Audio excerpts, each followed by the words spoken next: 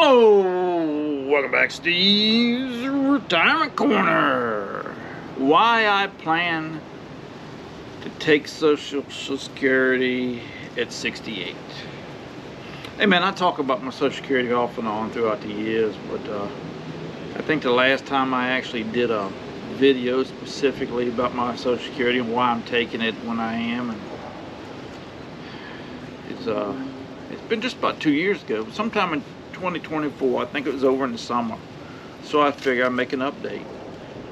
If you've been on the corner, if you were on the corner before 2024, you probably know all this, so y'all go ahead and oh, there you go. Nothing but professionalism there, Doc. I was trying to cross my legs and I kicked the camera over. Hit the tripod. So I mean, y'all can go ahead and watch you know, stupid cat videos or something. I watch a lot of them. Not the cats, but the little puppies. But hey man, see, probably the biggest reason is because we can. A lot of people can't hold off. But right now, today anyways, we have the financial ability to wait. You know, I got 7 more years for full retirement age, full retirement age at 67. So I mean, 7 years is a long time. Anything can happen. I've already changed it twice since I've retired. So, you know, check back tomorrow. Might be different. And you know, hey man, I'm married. If I can wait till my full retirement age at 67, you know, when I die, the baby get a little bit bigger check. You know, if I was single, it might be different. Might take it earlier.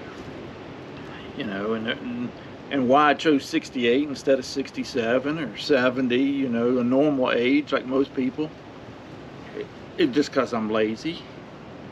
You know, in 2033, that January, I'll turn 67. Connie will turn 67 in that September. I figure, why not just wait to the end of the year and file for the next year? And, you know, both of us at once, instead of doing one in the early part of the year, waiting 3 or 4 months and starting to file for the other one. Just makes it easier. And probably the next biggest thing and most important thing to me is it solves my cash flow problem later on in life. You know, cash flow and expenses are huge for me in retirement. They just flat are. Expenses not so much. I mean, you know, we pretty well got our expenses under control, unless we all of a sudden turn stupid. You know, it shouldn't be a major problem for us. But the cash flow is, you know, especially later in retirement, these early years in retirement, it's not that big a deal. But later on, once I start running lower, or after I've taken out my IRA, you know, for a number of years, it could, I don't know. So that's when that's when I'll get an influx of money. You know, as long as I'm meeting or exceeding my income over my daggone outgo, that's all I'm looking to do. And taking it later in life does that for me. I've essentially built a spending floor that I know I got a limit to how low my money will go by having my Social Security later in life and that little pension I got. It pretty much guarantees us a comfortable life the older we get, without having to touch my money is what it does. So I mean, those are all reasons why, you know, and taking your Social Security is, you know, it's an important thing. It's something you can't reverse. So when you make that decision, you know, you're pretty well stuck with your choice. Years ago, not that long ago, I think you could take it and pause it and then restart it. But I don't think they allow that no more. You know, and it's an individual choice. You know, you got to look at your options and choose. Make your best guess. That's all retirement is, man. You know, it's an educated guess based on past history. You want to talk about a recipe for disaster, man, because nobody knows the future. So I mean, it's really just an educated guess. But you know, so I mean, I that's one reason I don't care, you know, about the break-even age. I don't care, and I've never run the numbers on the you know, most lifetime money. I'm not worried about, you know, ending up with $100,000 more when I die than I'm more worried about that I won't need than I am worried about making do month to month. Retiring it, taking my Social Security at 68 covers that for me. So I mean, that's pretty much it. But, you know, I mean, you got to really run your numbers. I don't. I could care less. You know, and that's another thing too is, you know, I said it on last time on my live, I believe it was last month, that you know, the only thing bothers me about not living long enough to get it is I'm dead. You know, you know, hopefully I won't need it till I decide to take it. You know, and then, you know, it's when I'll, you know, I don't care for. I just don't care too much about it. I'm lazy, man. It's the easy way out. It covers my expenses, and I don't have to worry about it. Now listen, man, I do have an outside Social Security.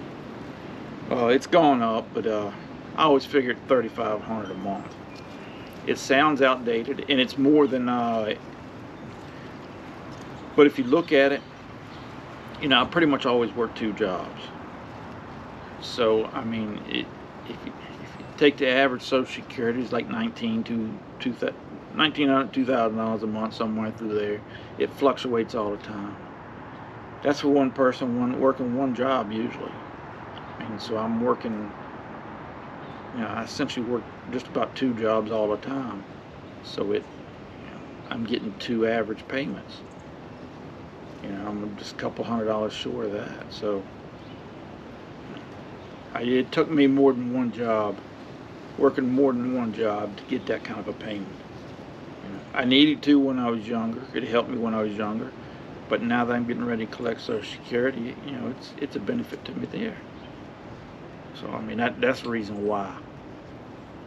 But